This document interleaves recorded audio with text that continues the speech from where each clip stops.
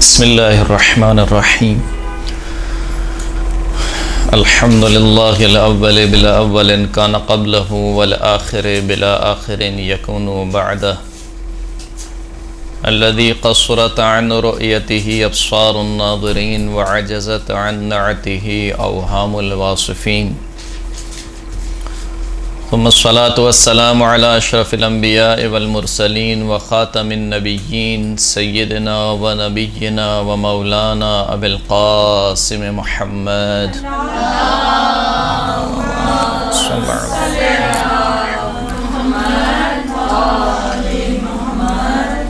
وعلى آله الطيبين الطاهرين المعصومين الذين أذهب الله عنهم الرجس وطهرهم تطهيرا. صلى الله على محمد. واللعنة الدائمة على أعدائهم من يوم ظلمهم إلى قيام يوم الدين. أما بعد، فقد قال الله سبحانه وتعالى في كتابه المجيد والفرقان الحميد وهو أصدق الصادقين وقوله الأحسن. بسم الله الرحمن الرحيم. ومن يعمل سوءا أو يظلم نفسه ثم يستغفر الله يجد الله غفورا رحيما. صلاة پڑھیں محمد و آل محمد.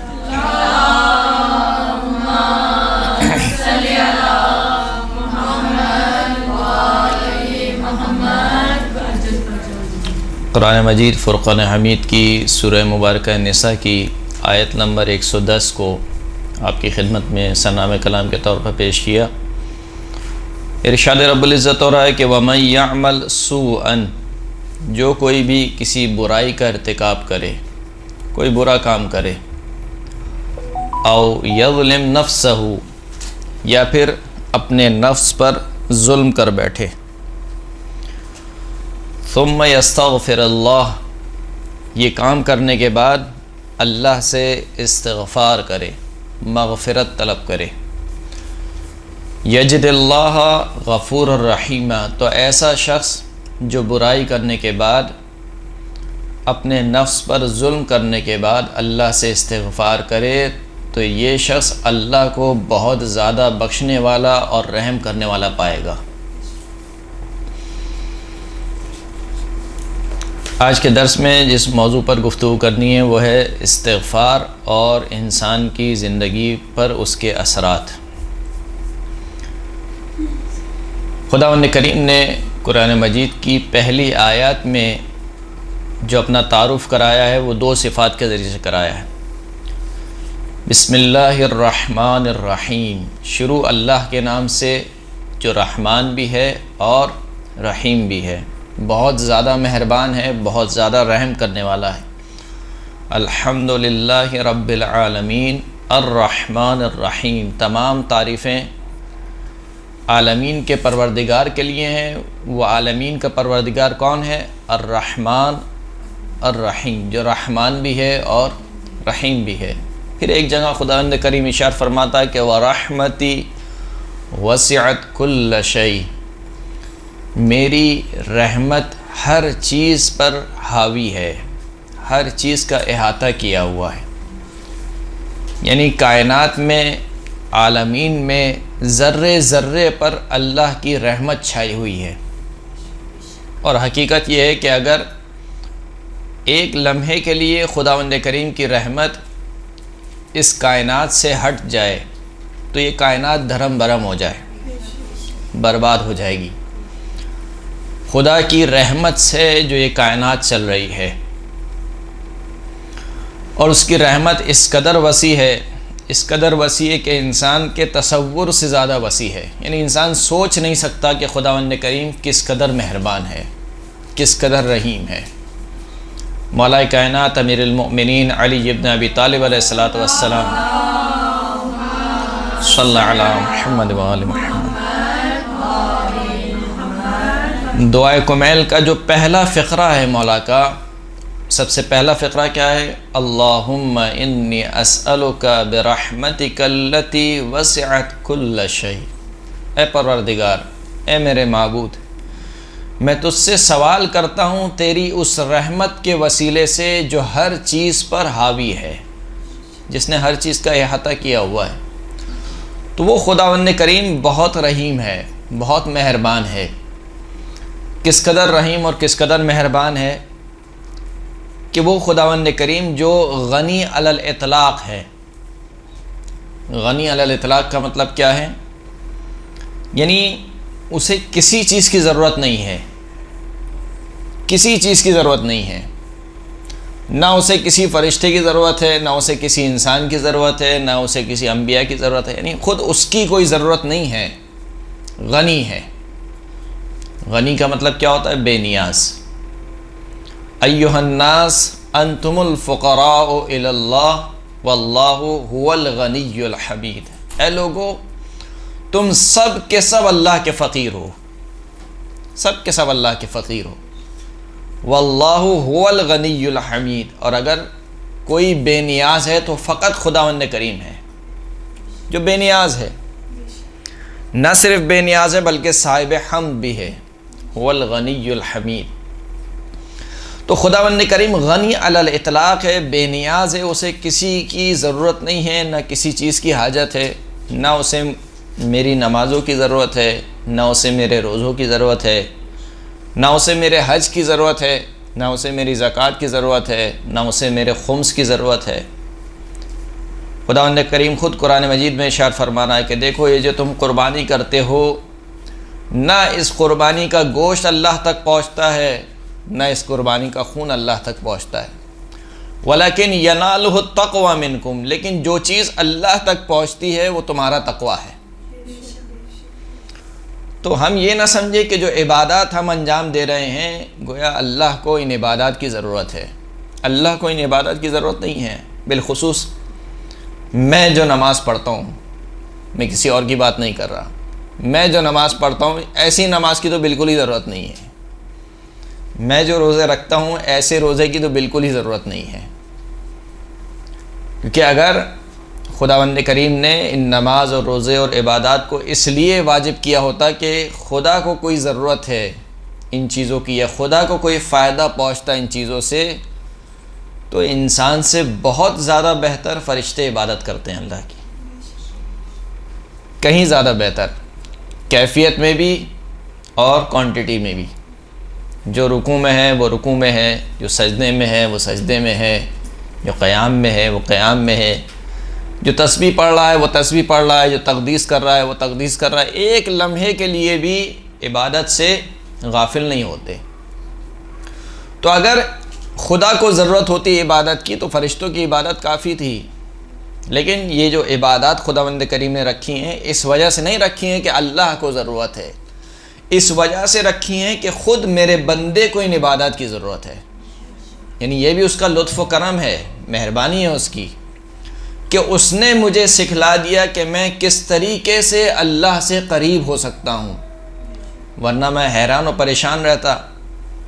ذرا آپ سوچئے کہ اگر انبیاء نہ آئے ہوتے، کوئی شریعت نہ آئی ہوتی، تو عقل تو یہ کہتی ہے کہ اللہ کا شکر ادا کیا جائے۔ اب کیسے شکر ادا کروں؟ کیسے شکر ادا کروں؟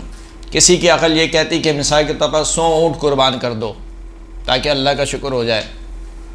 کسی کی عقل یہ کہتی کہ مثال کے طور پر سال کے 3 مہینے روزے رکھو تاکہ اللہ کا شکر ادا ہو جائے۔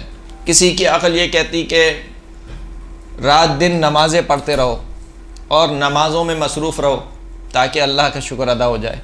تو ہم حیران و پریشان رہتے ہیں، لیکن اس نے لطف و کرم کیا کہ خود ہی بتلا دیا کہ دیکھو میرا قرب کیسے حاصل ہوگا، میرا شکر کیسے حاصل ہوگا۔ تو یہ جو عبادات خداوند کریم نے رکھی ہیں یہ خود میرے لیے رکھی ہیں، میرے فائدے کے لیے رکھی ہیں، اس سے اللہ کو کوئی فائدہ حاصل نہیں ہوتا۔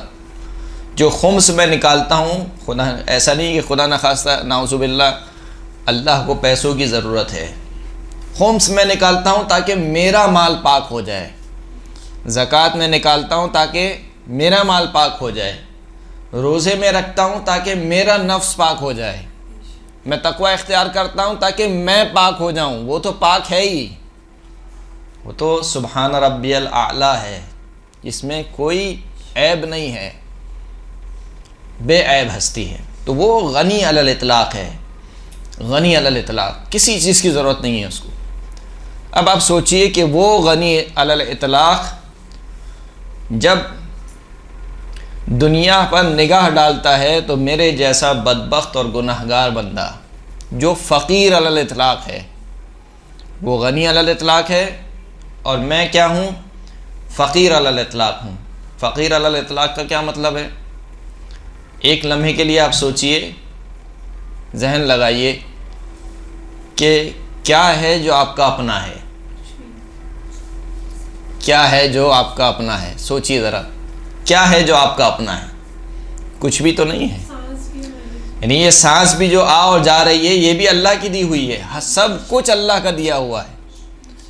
اگر ایک لمحے کے لیے وہ اپنی رحمت کو اٹھا لے تو میں تباہ و برباد ہو جاؤں گا۔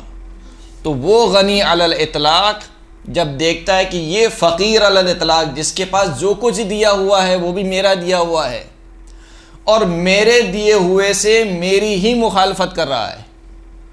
آنکھیں کس کی دی ہوئی ہیں؟ اللہ کی دی ہوئی ہیں، لیکن ان آنکھوں کو حرام کام میں استعمال کر رہا ہے۔ زبان کس کی دی ہوئی ہے؟ اللہ کی دی ہوئی ہے، لیکن اس زبان سے حرام کا مرتکب ہو رہا ہے۔ ہاتھ پیر کس نے دیے ہیں؟ اللہ نے دیے ہیں۔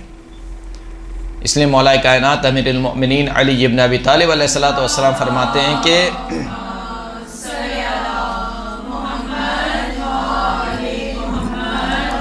کم از کم خدا کی دی ہوئی نعمتوں سے خدا کی معصیت نہ کرو۔ جو خدا نے تمہیں نعمتیں دی ہیں کم از کم ان سے اللہ کی معصیت نہ کرو۔ تو وہ غنی علی الاطلاق جب دیکھ رہا ہے کہ یہ فقیر علی الاطلاق بندہ جس کے پاس جو کچھ ہے وہ میرا دیا ہوا ہے، اس کے باوجود میرے دیے ہوئے سے میری مخالفت کر رہا ہے، اور اس کے باوجود یہ دیکھتے ہوئے بھی وہ مجھ پر فوراً عذاب نازل نہیں کر رہا، میری گرفت نہیں کر رہا، مجھے عذاب میں مبتلا نہیں کر رہا، بلکہ مجھے کیا کر رہا ہے؟ مہلت دے جا رہا ہے۔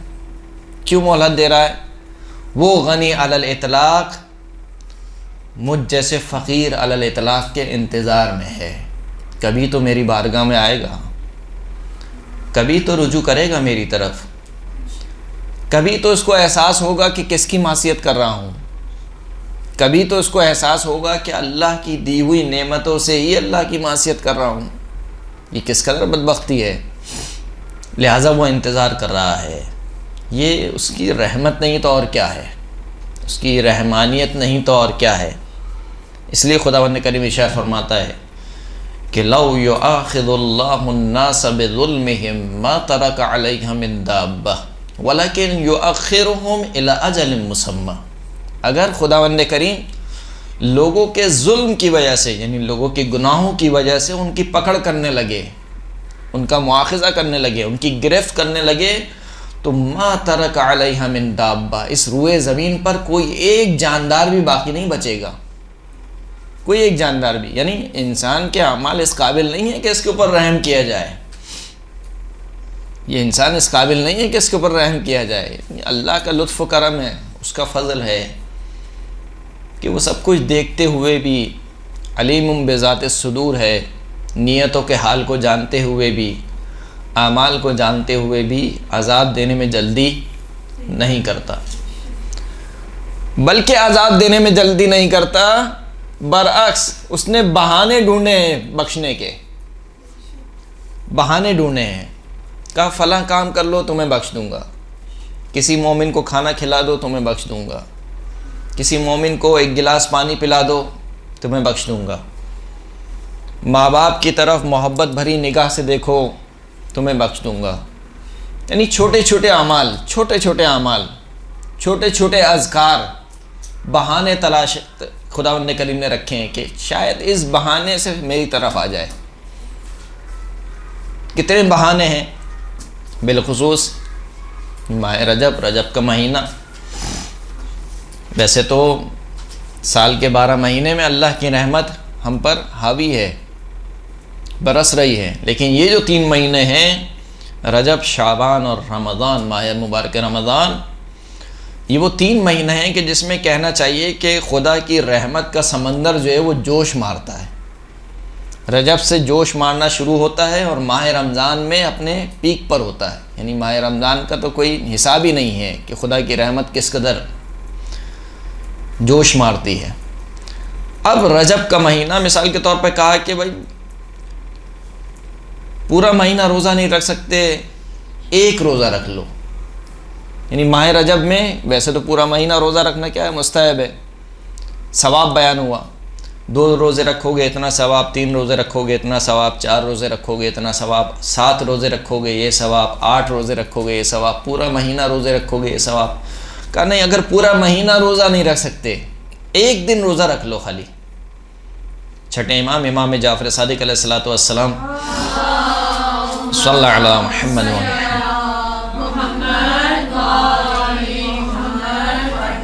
امام کی خدمت میں ایک شخص آیا جس کا نام ہے سالم۔ سالم کہتا ہے کہ رجب کا مہینہ تقریباً گزر چکا تھا لیکن کچھ ایام ابھی باقی تھے، تو مجھ سے امام نے کیا کہ اے سالم، کیا اس مہینے میں روزے رکھے ہیں؟ تو جواب میں سالم نے کہا کہ ابن رسول اللہ، خدا کی قسم ایک روزہ بھی نہیں رکھا، ایک روزہ بھی نہیں رکھا۔ امام نے جواب دیا کہ لقد فاتک من ثوابک ما لا يعلم مبلغہ الا اللہ، تجھ سے وہ ثواب محروم ہو گیا کہ جس کی انتہا سوائے اللہ کے اور کوئی نہیں جانتا۔ یعنی ماہ رجب میں روزہ رکھنے کا ثواب، اس کی انتہا کیا ہے سوائے اللہ کے، اللہ جانتا ہے بس اس کی ثواب کی انتہا کیا ہے۔ تو بہرحال جب یہ جملہ سنا تو پشیمان ہوا، کہا کہ مولا ابھی تو رجب میں کچھ ایام باقی ہیں، اگر ابھی کچھ روزے رکھ لوں تو کچھ تھوڑا بہت ثواب مل جائے گا۔ امام نے فرمایا کہ اگر جو شخص ماہ رجب کے آخر میں، اب یہ آخر چل رہا ہے تقریباً، آج کون سی تاریخ ہو گئی؟ 21 رجب ہے، یعنی آخری عشرہ ہے، جو شخص آخر میں ایک دن روزہ رکھ لے خالی، فقط ایک دن، کان لہ امانا من سکرات الموت، ایک روزہ موت کی سختی سے بچا لے گا۔ ایک روزہ صرف موت کی سختی سے نہیں، وحول المطلع، برزخ کے عذاب سے بچا لے گا، ومن عذاب القبر، قبر کے عذاب سے بچا لے گا۔ تو یہ بہانہ نہیں تو اور کیا ہے، ایک روزے پہ خداوند کریم کہہ رہا ہے کہ میں بچا لوں گا، یعنی وہ خداوند کریم تو انتظار میں ہے کہ کسی طریقے سے میری طرف آ جائے۔ ان بہانوں میں سے ایک بہانہ ہے استغفار، انسان کیا کرے؟ استغفار کرے۔ جب آپ استغفار کا لفظ سنتی ہیں تو فوراً سے ایک اور لفظ آپ کے ذہن میں آتا ہے، وہ کیا ہے؟ توبہ۔ استغفار اور توبہ، کیا یہ دونوں ایک ہی چیز کے دو نام ہیں، استغفار اور توبہ، یا نہیں استغفار الگ ہے اور توبہ الگ ہے؟ الگ ہے۔ اچھا، توبہ یہ ہے کہ ہم جو گناہ کر رہے ہیں اس سے بچیں، صحیح، اور پھر استغفار کریں۔ وہ گناہ سے بچنا تو تقویٰ ہو گیا۔ مطلب 6 چیزیں مولا علی نے بتائی تھی کہ جب تم صحیح گناہوں سے بچنا چاہتے ہو تو وہ 6 چیزیں تو سمجھ یاد نہیں، لیکن انہوں نے کہا تھا کہ ان سے بچو تو پھر توبہ کرو۔ صحیح۔ در واقع قرآن مجید میں جو آیات آئی ہیں ان سے پتہ چلتا ہے کہ استغفار اور توبہ دو الگ الگ چیزیں ہیں۔ جیسے کہ جناب ہود نے اپنی قوم سے کہا کہ استغفروا ربکم ثم توبوا الیہ، اے میری قوم اپنے رب سے استغفار کرو پھر کیا کرو؟ توبہ کرو۔ اس کا مطلب ہے کہ استغفار الگ ہے اور توبہ الگ ہے، اور یہ تقریباً 2-3 آیت میں اس طریقے سے آیا ہے۔ استغفار کیا ہے اور توبہ کیا ہے؟ استغفار غفرہ سے نکلا ہے۔ غفرہ کے معنی ہوتے ہیں چھپا لینے کے، ڈھانپ لینے کے۔ عربی میں کہا جاتا ہے کہ مثال کے طور پر سفید کپڑے پر اگر سیاہ دھبا لگ جائے تو کہا جاتا ہے کہ میں نے اس کپڑے کو رنگوا لیا تاکہ وہ سیاہ دھبا کیا ہو؟ چھپ جائے۔ تو فقط اغفر ثوبہ، یعنی اس نے اپنے کپڑے کو چھپا لیا، رنگ کو چھپا لیا، چھپا لینے کو بولتے ہیں غفرہ۔ استغفار یعنی اللہ سے یہ طلب کرنا، خدایا تو مجھے اپنی رحمت کے سائے میں چھپا لے، تو مجھے اپنی رحمت کے ذریعے سے ڈھانپ لے، یہ ہے استغفار۔ استغفار ایک دعا ہے، استغفار ایک ذکر ہے۔ کیسی دعا ہے؟ امام جعفر صادق علیہ الصلوۃ والسلام ارشاد فرماتے ہیں صلی اللہ علی محمد وآل محمد، فرماتے ہیں کہ ان الاستغفار من اجمع الدعاء، استغفار جامع ترین دعاؤں میں سے ایک دعا ہے۔ جامع ترین کا کیا مطلب ہے؟ جب آپ دعا مانگتے ہیں تو دو چیزیں آپ کے مد نظر ہوتی ہیں، وہ کیا؟ ایک یہ کہ آپ کی دنیا بھی سنور جائے اور آپ کی آخرت بھی سنور جائے۔ استغفار وہ چیز ہے کہ جس سے دنیا بھی سنور جاتی ہے اور اس سے آخرت بھی سنور جاتی ہے۔ اس وجہ سے استغفار کو کیا کہا گیا؟ جامع ترین دعا۔ خیر الدعاء الاستغفار، سب سے بہترین دعا کیا ہے؟ استغفار ہے۔ تو استغفار ایک دعا ہے، استغفار ایک ذکر ہے۔ توبہ کیا ہے؟ توبہ نہ دعا ہے نہ ذکر ہے۔ توبہ نہ دعا ہے نہ ذکر ہے، بلکہ مکلف کا ایک فعل ہے، یعنی عمل ہے، مکلف کا ایک عمل ہے۔ جب مجھ سے نعوذ باللہ کوئی گناہ سرزد ہو جائے تو واجب ہے کہ میں فوراً سے دو کام واجب ہیں، فوراً سے نادم ہوں، نادم ہو جاؤں، جو کام مجھ سے سرزد ہو گیا ہے اس پر ندامت کا اظہار کروں، یعنی ایک کیفیت میرے دل میں پیدا ہونی چاہیے جو ندامت والی کیفیت ہو، پشیمانی والی۔ دوسرا، مصمم ارادہ کروں کہ آئندہ دوبارہ یہ گناہ نہیں ہوگا۔ ان دو چیزوں کا نام توبہ ہے، اس کے علاوہ اور کوئی چیز توبہ نہیں ہے۔ یعنی بس اوقات کچھ مطالب ہمارے یہاں اس طریقے سے پیش کیے جاتے ہیں کہ مکلف یہ سمجھتا ہے کہ اب تو بڑا سنگین کام ہو گیا ہے توبہ کرنا، حالانکہ خدا نے بہت آسان رکھا ہے توبہ کو بہت آسان رکھا ہے۔ خیر اتنا آسان بھی نہیں رکھا ہے جتنا ہم سمجھ رہے ہیں، لیکن بہرحال جیسے کہ اشارہ ہوا، مولا کائنات کے سامنے ایک شخص استغفر اللہ کہہ رہا تھا تو مولا نے کہا کہ کیا تو جانتا ہے کہ توبہ کیا ہے؟ 6 چیزوں کا نام لیا کہ یہ 6 چیزیں جب تک نہیں ہوں گی اس وقت تک توبہ مکمل نہیں ہوگی۔ نادم ہو اپنے کیے پر، مصمم ارادہ کرے کہ آئندہ نہیں کرے گا، حرام کام کی وجہ سے جو گوشت وغیرہ، جو چربی وغیرہ انسان کے جسم میں پیدا ہوئی ہے اس کو کیا کرے؟ پگھلائے۔ کس طریقے سے پگھلائے گا؟ روزے کے ذریعے سے، اللہ کی اطاعت کے ذریعے سے۔ جو واجبات لوگوں کے رہ گئے گردن پر، کسی کا مال کھایا ہے اس مال کو ادا کرے، خدا کے واجبات رہ گئے، نمازیں نہیں پڑھی ہیں، روزے نہیں رکھے ہیں، ان کی قضا کرے۔ تو یہ 6 چیزیں ہیں، پھر اس کے بعد انسان توبہ کرے۔ بہرحال تو توبہ ایک فعل کا نام ہے، لیکن استغفار کیا ہے؟ ذکر ہے اور کیا ہے؟ دعا ہے۔ اس کے علاوہ ایک بہت لطیف سا فرق ہے استغفار اور توبہ میں، وہ کیا ہے کہ اگر انسان کا بدن یا انسان کا لباس میلا ہو جائے، گندا ہو جائے، تو انسان پہلے کیا کرتا ہے؟ سب سے پہلے گندگی کو صاف کرتا ہے اور پھر اس کو دھوتا ہے۔ تو یہ جو گندگی کے صاف کرنے والا عمل ہے یہ استغفار ہے، اور پھر اس کے بعد جو دوسرا اس کو تزیین اور زینت دینے والا عمل ہے وہ کیا ہے؟ توبہ ہے۔ تو یہ استغفار اور توبہ میں فرق ہے۔ ایک جو بہت ہی جسے کہنا چاہیے کہ واضح فرق ہے استغفار اور توبہ میں، جب بھی آپ کے سامنے استغفار کا لفظ آتا ہے تو آپ کے ذہن میں کیا آتا ہے؟ آپ سے اگر کوئی کہہ کہ استغفار کرو، مثال کے طور پر ابھی میں آپ سے کہوں کہ چلیں بھائی آپ استغفار کریں، تو مثال کے طور پر آپ پوچھیں گے کہ میں نے کون سا گناہ کر دیا ہے؟ نہیں ہے۔ ابھی میں کسی کو بولوں کہ بھائی استغفار کرو تو وہ پوچھے گا بھائی کیا ہو گیا، میں نے کوئی گناہ نہیں کیا تو میں کیوں استغفار کروں؟ اس کا مطلب ہے کہ ہم کیا سمجھتے ہیں کہ استغفار کب ہوتا ہے؟ جب گناہ کریں، حالانکہ ایسا نہیں ہے۔ استغفار ایک مکمل عبادت ہے، مستقل عبادت ہے، چاہے گناہ ہو یا نہیں ہو، استغفار مستحب ہے، استغفار عبادت ہے۔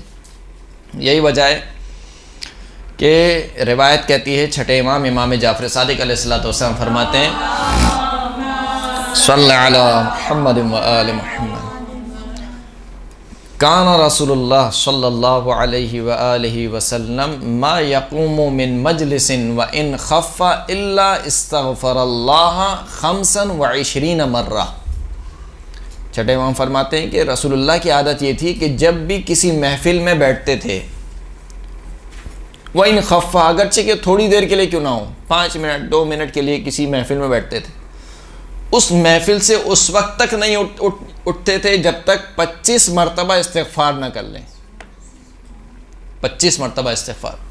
ایک اور روایت میں ہے کہ رسول اللہ ہر روز صلی اللہ علیہ وآلہ وسلم ہر روز اللہم صلی علی محمد و آل محمد 70,000 مرتبہ استغفار کرتے تھے، من غیر ذنب، یعنی بغیر کسی، رسول اللہ کی کوئی گناہ نہیں ہے، بغیر گناہ کے 70,000 مرتبہ استغفار کیا کرتے تھے۔ تو استغفار ایک مستقل عبادت کا نام ہے۔ استغفار فقط اس وقت نہیں ہوتی کہ جب آپ گناہ کریں گے تو استغفار ہوگی، وہ تو الگ ہے، وہ تو کرنا ہی ہے، لیکن اس کے علاوہ بھی، مثال کے طور پر کوئی شخص آیا امام کی خدمت میں، کہا مولا اولاد نہیں ہو رہی ہے، کہا استغفار کرو، کہا مولا مال کی پریشانی ہے، کہا استغفار کرو، کہا مولا رزق کی تنگی ہے، کہا استغفار کرو، مولا فلاں کام پھنسا ہوا ہے، استغفار کرو۔ تو فقط گناہ کے لیے نہیں ہے، خود قرآن مجید میں ارشاد ہو رہا ہے وَإِنِ اسْتَغْفِرُوا رَبَّكُمْ ثُمَّ تُوبُوا إِلَيْهِ يُمَتِّعْكُمْ مَتَاعًا حَسَنًا إِلَىٰ أَجَلٍ مُّسَمًّى۔ خدا نے کریم ارشاد فرماتا ہے کہ اپنے رب سے استغفار طلب کرو، پھر اس کی طرف توبہ کرو، رجوع کرو اس کی طرف، تو کیا ہوگا؟ يُمَتِّعْكُمْ مَتَاعًا حَسَنًا، تمہیں ایک لمبی زندگی دے گا۔ لمبی زندگی بھی کیسی؟ اذیت والی نہیں، متاعً حسنا، خوشگوار زندگی، خوشگوار زندگی، الی اجل مسمى، ایک مقررہ وقت تک۔ اگر استغفار کرو گے تو، یعنی اگر لمبی عمر چاہتے ہو تو کیا کرو؟ استغفار کرو۔ جناب نوح نے اپنی قوم سے کہا کہ استغفروا ربکم انہ کان غفارا، اے میری قوم اپنے رب سے استغفار طلب کرو، بے شک وہ بہت زیادہ بخشنے والا ہے۔ یرسل السماء علیکم مدرارا، استغفار کرو گے تو کیا ہوگا؟ تم پر بارش برسانے والے بادلوں کو بھیجے گا۔ بارش برسانے والے بادل بھیجیں گے تو کیا ہوگا؟ ایک کنایا ہے، کس چیز سے کنایا ہے؟ یعنی جب بادل آئیں گے تو کیا ہوگا؟ کھیتی اگے گی، کھیتی اگے گی تو کیا ہوگا؟ اناج زیادہ ہوگا، دانہ زیادہ ہوگا، زراعت زیادہ ہوگی۔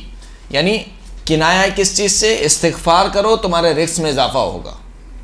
یرسل السماء علیکم مدرارا، صرف یہ نہیں ہے، وَيُمْدِدْكُمْ بِأَمْوَالٍ وَبَنِينَ، تمہارے مال میں بھی اضافہ ہوگا، تمہاری اولاد میں بھی اضافہ ہوگا۔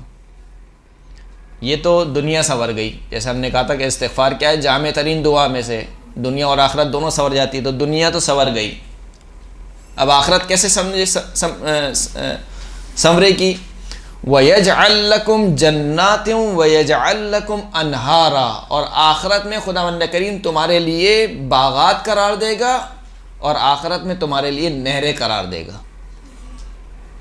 تو اس سے بہتر اور کیا دعا ہوگی کہ انسان کی دنیا بھی سنور جائے اور انسان کی آخرت بھی سنور جائے۔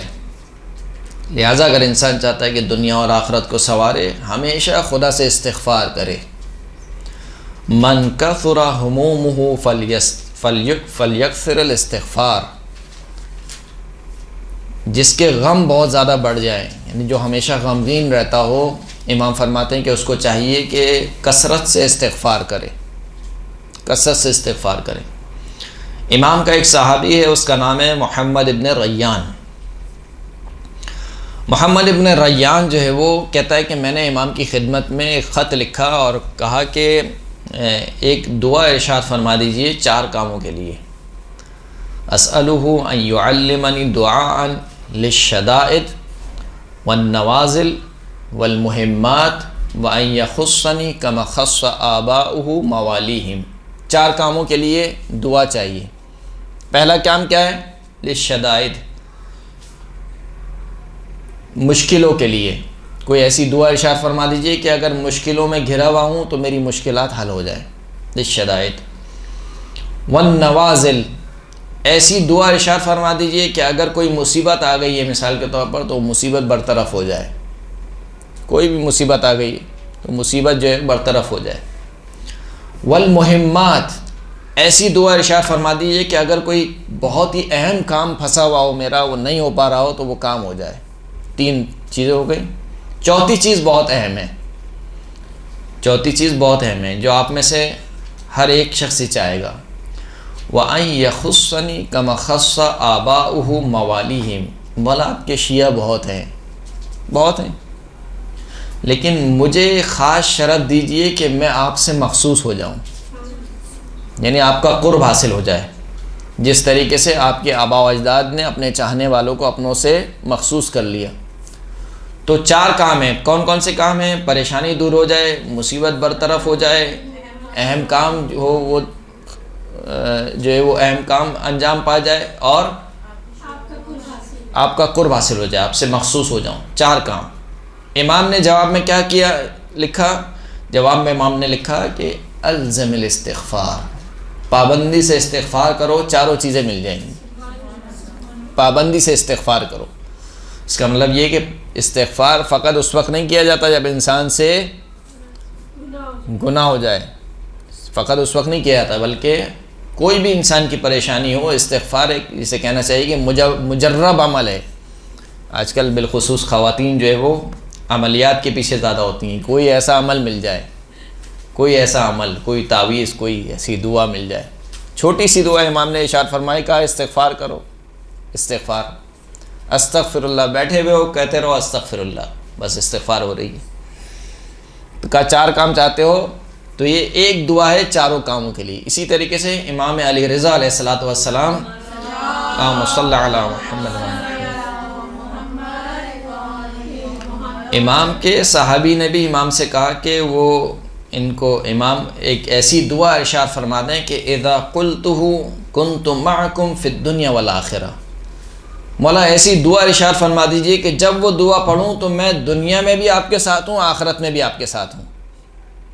اس سے بڑھ کر اور کیا چاہیے انسان کو؟ دنیا میں بھی امام کے ساتھ ہو، آخرت میں بھی امام کے ساتھ ہو۔ امام نے جواب میں لکھا کہ اکثر تلاوت ان انزلنا، اگر یہ کام چاہتے ہو کہ دنیا اور آخرت میں ہمارے ساتھ ہو تو ان انزلنا یعنی سورہ قدر کی کثرت سے تلاوت کرو۔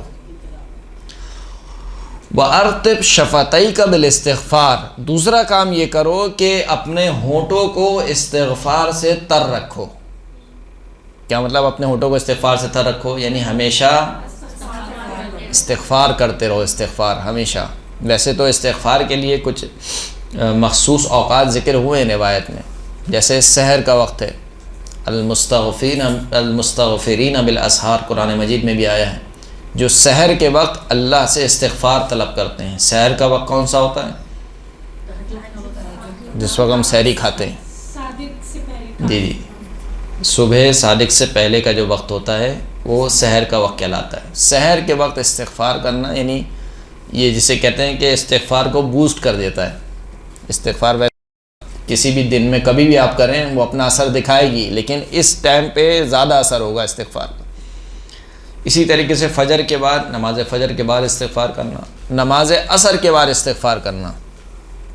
روایت کہتی ہے کہ جو شخص نماز عصر کے بعد استغفار کرے 70 مرتبہ تو خداوند کریم اس کے 700 گناہ معاف کر دیتا ہے، 700 گناہ۔ اور عجیب روایت ہے کہ اگر اس کے خود کے گناہ نہ ہوں تو اس کے ماں باپ کے گناہ معاف کر دیتا ہے، اور کہ اگر اس کے ماں باپ کے گناہ نہ ہوں تو اس کے بہن بھائیوں کے گناہ معاف کر دیتا ہے، کہ اگر بہن بھائیوں کے بھی گناہ نہ ہوں تو پھر رشتہ داروں کے گناہ معاف کر دیتا ہے، کہ رشتہ داروں کا بھی گناہ نہ ہو تو پڑوسیوں کے گناہ معاف کر دیتا ہے۔ یعنی اس سے بڑھ کر خدا کی رحمت اور کیا ہوگی؟ تو یہ کچھ مخصوص اوقات بھی ذکر ہوئے ہیں، لیکن استغفار فقط ان اوقات سے مخصوص نہیں ہے۔ سرکار ختمی مرتبت حضرت محمد مصطفیٰ صلی اللہ علیہ وآلہ وسلم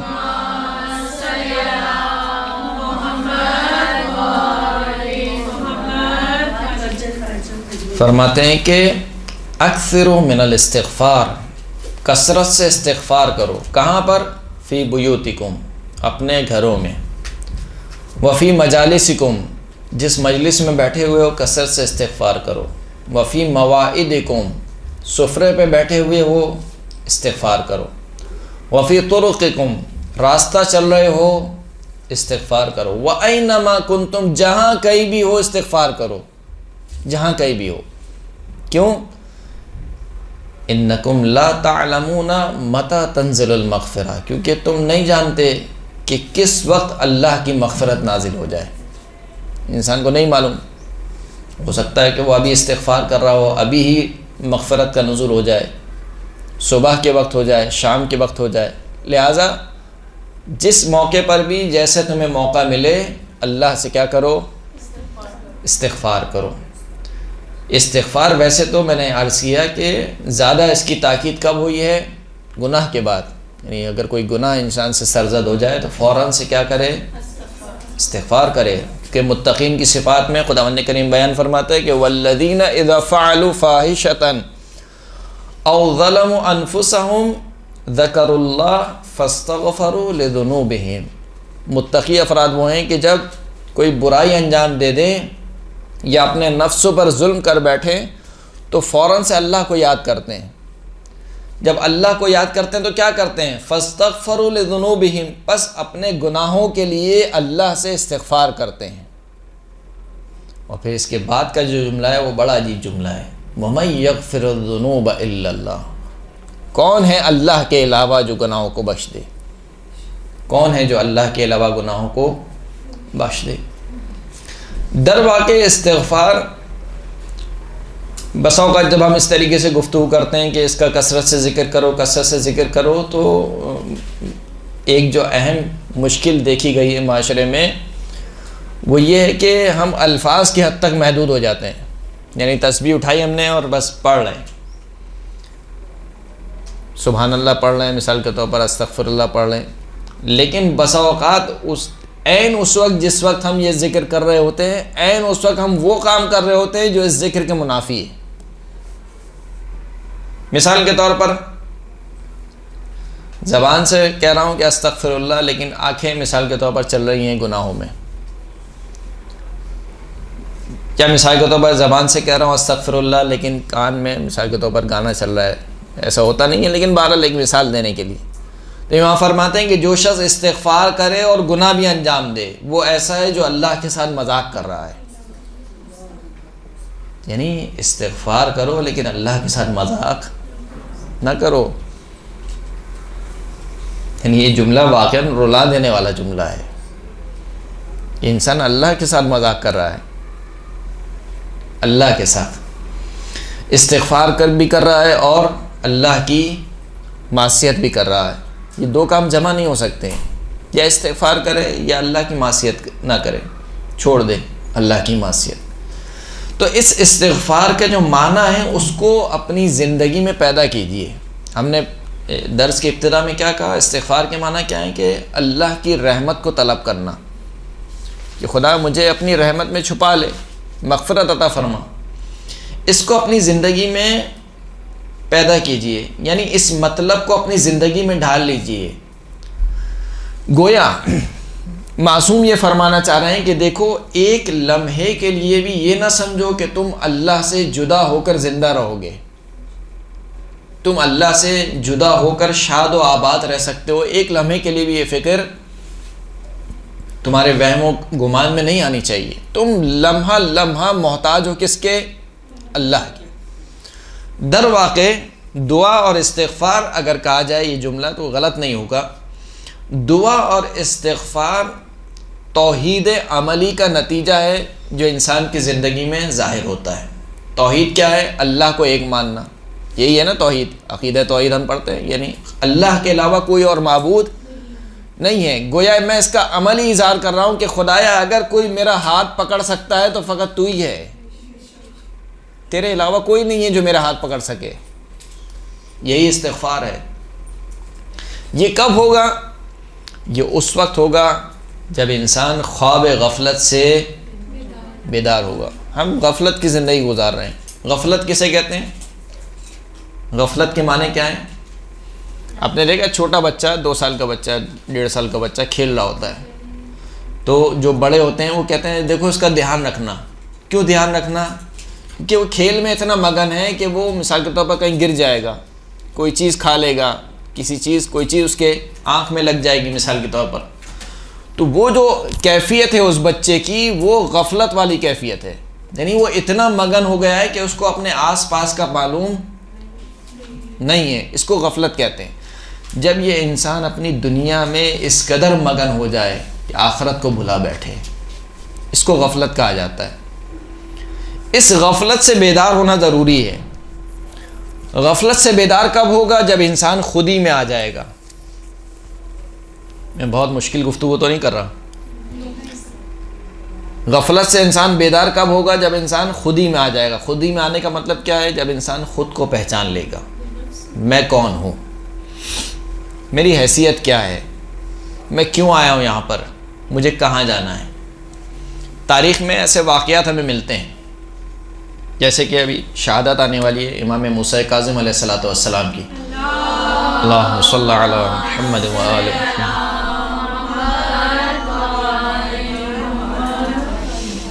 امام کا گزر ہوا ایک گھر کے پاس سے، اس گھر سے آواز آ رہی تھی کس کی؟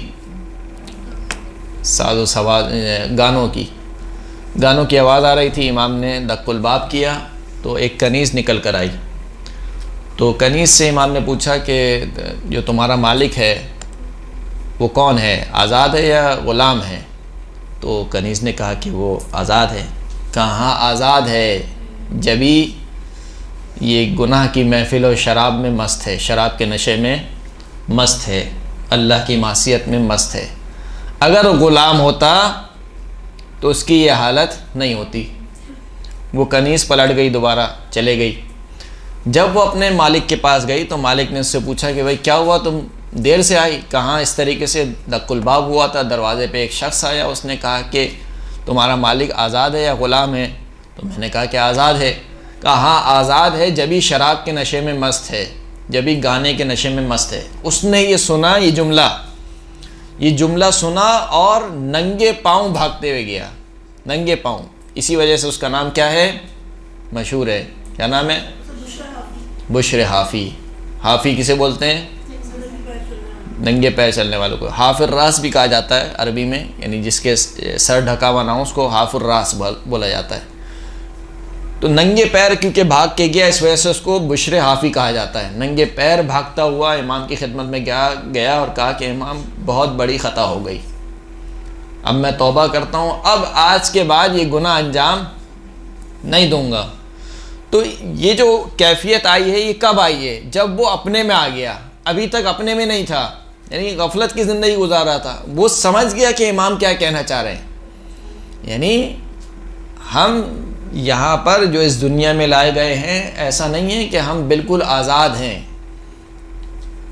ہم اللہ کے بندے ہیں۔ ہم کیا ہیں؟ اللہ کے بندے ہیں۔ جیسے میں نے کہا درس کی ابتدا میں کہ فقیر ہیں، فقیر، ہم فقیر ہیں، اور ہمارا سب سے بڑا شرف یہ ہے کہ ہم اللہ کے فقیر بن کے رہیں۔ جب ہم نے یہ سمجھ لیا کہ ہم فقیر نہیں ہیں اللہ کے، تو پھر سمجھ لیجئے کہ بربادی ہے۔ تو اس نے سمجھ لیا کہ امام کیا کہنا چاہ رہے ہیں، لہٰذا وہ کیا ہو گیا؟ متوجہ ہو گیا، اور فوراً سے اس نے توبہ کی، استغفار کی، اور پھر صالح زندگی گزاری۔ اسی طریقے سے ایک اور واقعہ ملتا ہے فضیل ابن عیاض کا۔ فضیل ابن عیاض اگرچہ کہ یہ اہل سنت میں سے ہیں، تشیع میں سے ان کا تعلق نہیں ہے۔ فضیل ابن عیاض جو ہے وہ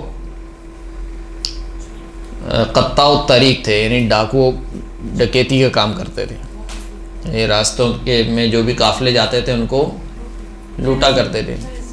ہاں، ان کو جو ہے وہ کسی خاتون سے محبت ہو گئی، اس خاتون سے ملنے کے لیے وہ رات کی تاریکی میں چھت پر چڑھے تو کوئی شخص قرآن مجید پڑھ رہا تھا اور قرآن مجید کی تلاوت کر رہا تھا، اور قرآن مجید کی یہ والی آیت اس نے تلاوت کی، الم یأن للذین آمنوا ان تخشع قلوبہم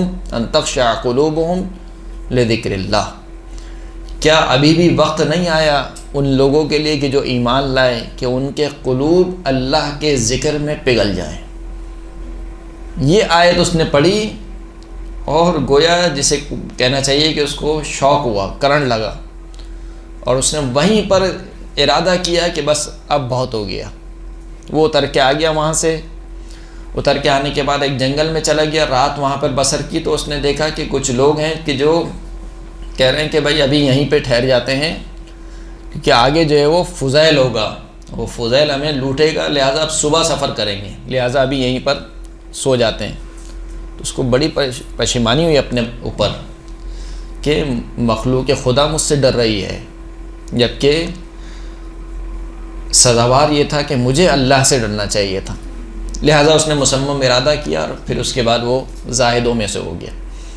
تو یہ دو واقعات، اس طریقے کے کئی واقعات موجود ہیں، بالخصوص جناب حر علیہ السلام کا واقعہ۔ جناب حر کون ہیں؟ جناب حر وہ ہیں جو سبب بنے ہیں امام حسین کے کربلا آنے کا، لیکن اس کے باوجود ٹہل رہے ہیں، شب عاشور خیمے میں ٹہل رہے ہیں کہ کیا ہوگا کل۔ ایک طرف فاطمہ کا لال حسین، ایک طرف یزید۔ پسر سعد کے پاس آتے ہیں اور کہتے ہیں کہ کیا تو نے ارادہ کر لیا ہے کہ کل جنگ ہوگی؟ کہاں کل جنگ ہوگی، مصمم ارادہ ہے۔ جب حر نے سمجھ لیا کہ اب کوئی راستہ نہیں ہے، ایک ہی راستہ ہے فقط، وہ کیا ہے کہ فاطمہ کے لال کے قدموں میں پڑ جاؤں، اس کے علاوہ کوئی راستہ نہیں ہے۔ چلے اپنے بیٹے کو لے کر پانی پلانے کے بہانے اور آئے اس کی خدمت میں، امام حسین علیہ السلام کی خدمت میں۔ اس سے پہلے کہ وہ امام کی خدمت پر پہنچتے، مولا نے کہا کہ جاؤ ہمارے مہمان آ رہے ہیں۔ جناب عباس اور جناب علی اکبر نے استقبال کیا جناب حر کا۔ حر کے ہاتھ بندھے ہوئے تھے پشت گردن، اور کہا کہ مولا مجھے معاف کر دیجئے، کیا میری توبہ قبول ہو گئی؟ کہاں حر تیری توبہ قبول ہو گئی۔ اور یعنی اگر دیکھا جائے گناہ کے اعتبار سے دیکھا جائے تو ایک طریقے سے سبب ہے کربلا کے واقع ہونے کا، لیکن اس کے باوجود مہلت سے استفادہ کرتے ہوئے توبہ کی، متوجہ ہو گئے۔ کہا مولا میں بہت سوچتا تھا کہ جب میں پسر سعد یعنی عبید ابن زیاد کے دربار سے جب میں نکل رہا تھا تو میرے پشت پردہ سے کسی نے صدا دی تھی کہ اے حر تجھے جنت کی بشارت ہو۔ تو میں سوچتا تھا کہ یہ کیسی جنت ہے کہ حسین کو قتل کرنے جا رہا ہوں اور مجھے بشارت دی جا رہی ہے جنت کی۔ اب میں سمجھا کہ کیوں مجھے بشارت دی گئی تھی جنت کی۔ جناب حر نے جنگ لڑی، اور وہ واقعہ آپ سنتے ہیں جناب حر کے مصائب میں، اور حر نے ایسی توبہ کی کہ حر کے سر کا تاج کیا بنا؟ رومال جناب سیدہ۔ ایک بہت بڑا عامل یہ بھی ہے، انسان سے اگر گناہ سرزد ہو جائیں تو استغفار، توبہ، یہ سب اپنی جگہ ہیں، یہ سب اپنی جگہ ہیں، لیکن جو بہترین وسیلہ ہے وہ محمد اور آل محمد کی ذات گرامی ہے، اور اس میں بھی بہترین وسیلہ امام حسین پر آنسو بہانا۔ میں نے عرض کیا تھا کہ خدا نے بہانے ڈھونڈے ہیں نا، انہی بہانوں میں سے ایک بہانہ یہ ہے کہ حسین کی غربت پر ایک آنسو بہا لو، بخش دوں گا تمہیں۔ یعنی عجیب روایت واقعہ، اگر آپ مصائب کی روایت دیکھیں کہ اگر کوئی شخص حسین کی مصیبت پر ایک آنسو بہا لے گا میں گناہ بخش دوں گا۔ اب بہت پیاس لگی ہے، پانی پینا چاہتے ہو، ٹھنڈا پانی پینا چاہتے ہو، پانی پی کر میرے حسین کی پیاس کو یاد کرو، حسین کے قاتلوں پر لعنت کرو، میں تمہارے گناہ بخش دوں گا۔ داؤد رکی دیکھتا ہے کہ امام پانی پیتے جا رہے ہیں اور امام کی آنکھوں سے آنسو نکل رہے ہیں، پوچھتا ہے مولا کیا ہو گیا؟ کہا اپنے جد کی مصیبت کو یاد کر رہا ہوں۔ تو ایک جو بہترین وسیلہ ہے استغفار و توبہ تو سب اپنی جگہ ہے، لیکن اس کے بعد جو بہترین وسیلہ جو تلاش کرنا، توسل کرنا ہے، وہ محمد اور آل محمد کی ذوات مقدسہ ہیں، کیونکہ محمد اور آل محمد سے زیادہ قریب خدا کے نزدیک اور کوئی ہستی نہیں ہے، لہٰذا ان کے وسیلے سے ہم متقرب ہوتے ہیں، قریب ہوتے ہیں اللہ سے۔ دعائے توسل پڑھنے کے ذریعے سے، ان کا واسطہ دینے کے ذریعے سے۔ جناب حر نے کیا کیا تھا؟ جناب حر جب ملے تھے زبالہ کے مقام پر اور بحث چھڑ گئی، حر واپس لے جانا چاہتے تھے امام حسین کو، امام حسین نے کہا کہ نہیں میں واپس نہیں جاؤں گا، جب بحث بڑھ گئی تو امام کی زبان سے ایک جملہ جاری ہوا، سکلت امک یا حر، اے حر تیری ماں تیرے غم میں بیٹھے۔ اور حر واقعاً حر تھے، شاید اسی وجہ سے رومال سیدہ باندھا گیا ہو۔ کہا یا امام اگر آپ کے علاوہ اور کوئی مجھے یہ جملہ کہتا اور آپ کی ماں کے علاوہ کسی اور اس کی کوئی اور ماں ہوتی تو خدا کی قسم میں وہی جملہ اس کے لیے بھی کہتا، لیکن میں کیا کروں کہ آپ کی ماں فاطمۃ الزہرا ہے۔ بی بی کا احترام، بی بی سے محبت، بی بی سے الفت، حر کو لے آئی کہاں پر؟ امام حسین کے در پر۔ خدا ان کریم سے دعا ہے کہ ہم سب کو ویسی زندگی گزارنے کی توفیق عطا فرما کہ جیسی محمد اور آل محمد اور آل محمد کی پیروی کرنے کی توفیق عطا فرما۔ خدایا ان ہستیوں کے وسیلے سے جو گناہ ہم سے سرزد ہو چکے ہیں خدایا ان سے درگزر فرما، ہمارے مرحومین کے گناہ کبیرہ و صغیرہ سے درگزر فرما۔